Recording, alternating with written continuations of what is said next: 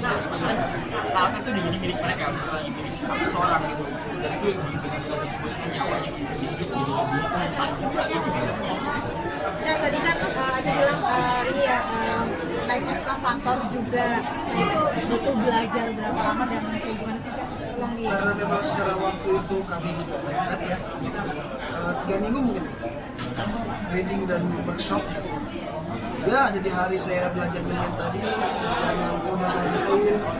Ada hari di mana saya belajar bawa alat berat juga, yang sambil juga, jadi belajar dialek juga. Jadi benar-benar padat banget jadwalnya. Cuman karena treatment yang diberikan sama acting coach kami juga Bang Jali juga sangat baik, jadi maksimal walaupun dengan jangka waktu yang sangat sedikit. Ada kesulitan nggak sih untuk adegan itu yang bawa eskavator? Enggak, karena adegannya tidak ribet. Yang lebih ribet gimana saya nyetirnya gitu. Kalau adegannya nggak pusing, ya cuma bawa eskavator aja gitu. Tapi saya kan nggak pernah bawa itu sebelumnya, nggak tahu gimana caranya.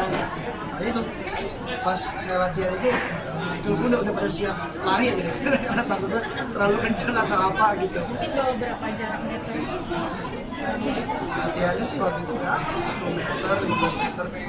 Kita deket aja tapi yang tetap menyeramkan buat orang yang tidak ahli di alat berat. Dan kan katanya belajar nyemen juga, belajar nacho juga. Itu gimana tuh Cak? Itu kurang-kurang tembok, semen. Sekarang udah bisa dipanggil ya. Bu, itu beneran kepake Bu ternyata di rumah. Ya kan?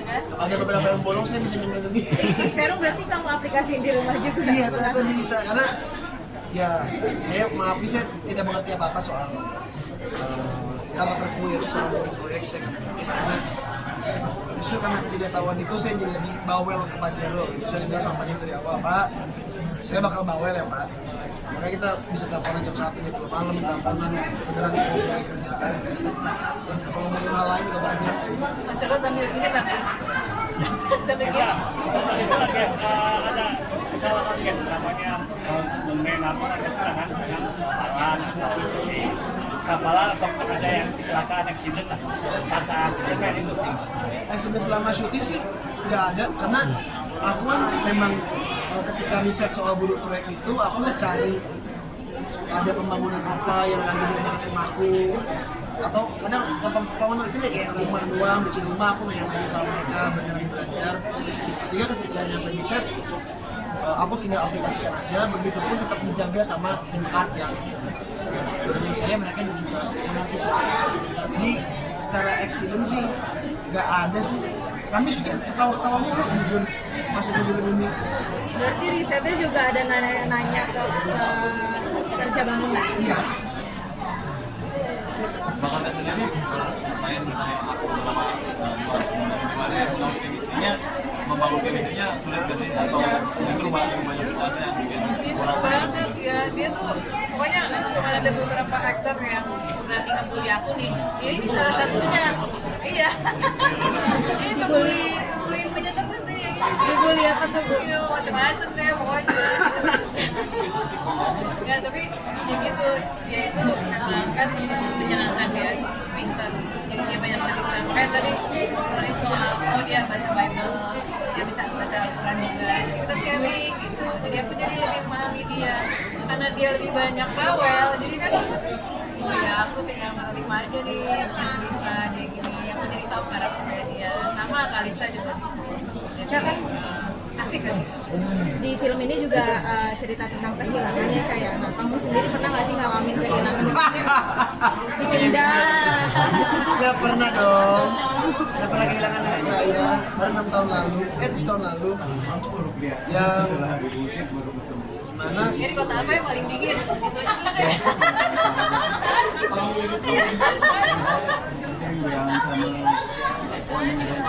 Asik, asik. Kota-kota apa yang paling dingin? Aceh. Aceh. Ya, Mungkin perasaan kehilangan itu kamu panggil lagi kah untuk mendalami? betul, karena kekayaan yang dimiliki seorang pemain itu kan pengalaman hidupnya. Dan karena aku sudah berdamai dengan semua itu, aku bisa dengan mudah dan kapan aja untuk merecall perasaan-perasaan itu. Jadi pas ini sama Pak Jero pun, ya pasti ada beberapa adegan emosional yang saya alami. Gimana Pak? Saya termasuk yang lama kah, yang cepat kah? Di situ icebreaker di lokasi. Di situ di bawel, dia tukang ngajak debat sutradara. Dikit-dikit ke meja gitu kan. Pak, gue mau nanya Pak. Karena kode apalagi. Tapi itu semua itu jadi membuat level emosi itu dia bisa capai apa yang memang kita mau. Kita desain itu bisa capai dengan mudah menjadi seharusnya. Kami Dia sering memberikan variasi. Dia menawarkan. Kalau gini gimana, itu sangat menarik. tapi yang tadi aku bilang Jero bener Bu. Aku pernah debat sama Pak Jero ada setengah jam lebih untuk satu adegan. Bisa saat berdoa itu Iya, ya Katolik. kok nggak ada takut ngomongnya gitu kan berdoa kan artinya aja agama lain artinya ini Karena nggak tak, karena satu gini deh. Yang pertama ini pekerjaan. Yang kedua, saya kan tidak mengimani. Dan juga ketika aku belajar kitab-kitab lain, kitab-kitab itu kan juga diakui di agamaku kalau itu bagian dari firman Tuhan. Jadi kenapa saya harus takut untuk belajar dari Tuhan juga? Dan ketika syuting pun saya ngobrol sama Aca, kami beneran bahas sedalam dalamnya gitu. Aku juga ngobrol karena ya aku punya keluarga yang non muslim juga, lengkap Katolik, lucu, Buddha, Kristen gitu. Dan setiap ngobrol sama mereka nggak ada hasrat aku yang terganggu, aku yang ketakutan, nggak. Malah lebih menambah ilmu. Dan aku bersyukur dengan punya keluarga aku yang berbeda ini gitu. Selama ini yang aku sering debat, ngobrol sama mereka kepake di film ini. Banyak hal. Dia meningkatkan toleransi juga nggak sih? Betul. Jadi, ya balik lagi ini semua pekerjaan. Mas Jero untuk ucapan itu ada kalau politik ya sih Ingat ya Pak? nggak banyak kok.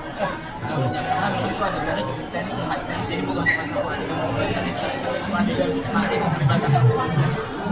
Itu high cukup cepat. Jadi sebelum di take tuh mereka udah mempersiapkan itu.